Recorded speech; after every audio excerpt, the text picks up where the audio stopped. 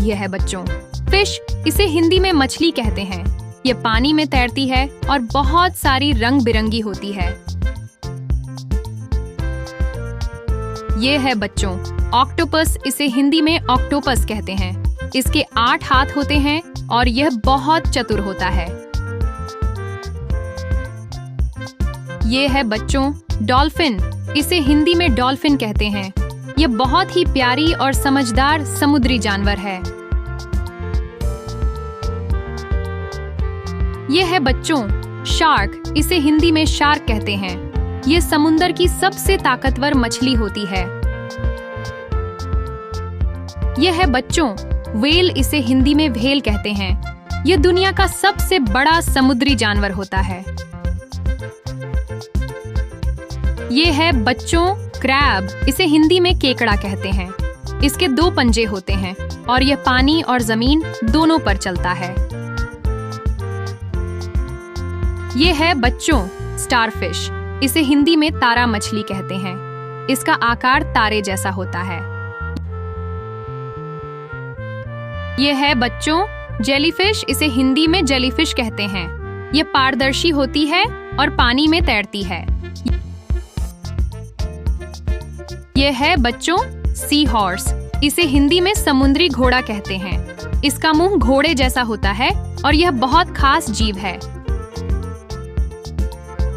यह है बच्चों सी टर्टल, इसे हिंदी में समुद्री कछुआ कहते हैं। यह पानी में तैरता है और धीरे चलता है। यह है बच्चों लॉबस्टर, इसे हिंदी में झींगा कहते हैं। इसके बड़े बड़े पंजे होते हैं और यह समुद्र के नीचे रहता है।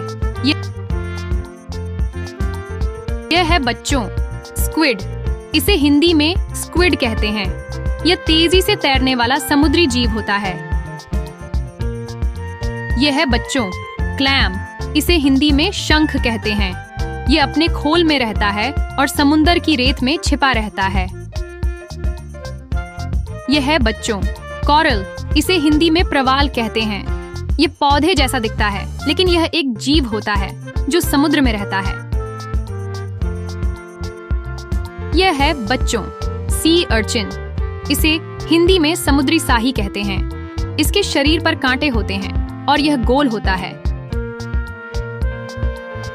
यह है बच्चों ईल, इसे हिंदी में समुद्री सांप कहते हैं। इसका शरीर लंबा और फिसलन भरा होता है। यह है बच्चों स्टिंगरे, इसे हिंदी में स्टिंगरे कहते हैं। इसका शरीर छपटा होता है और यह समुद्र के नीचे तैरता है। यह है बच्चों सी अनेमोनी, इसे हिंदी में समुद्री फुलझड़ी कहते हैं। यह रंग बिरंगा होता है और चट्टानों पर चिपका रहता है।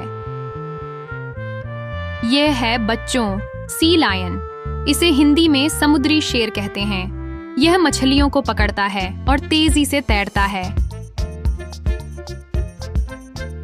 यह है बच्चों पेंगुइन, इसे हिंदी में पेंगुइन कहते हैं। यह बर्फीले समुद्री इलाकों में रहता है और बहुत प्यारा होता है। तो बच्चों, कैसा लगा हमारा समुंदर का सफर? कौन सा सी एनिमल आपको सबसे ज्यादा पसंद आया? हमें जरूर बताना। अगली बार फिर मिलेंगे एक नई और मजेदार यात्रा में। तब तक के लिए सीखते रहो, मुस्कुराते रहो।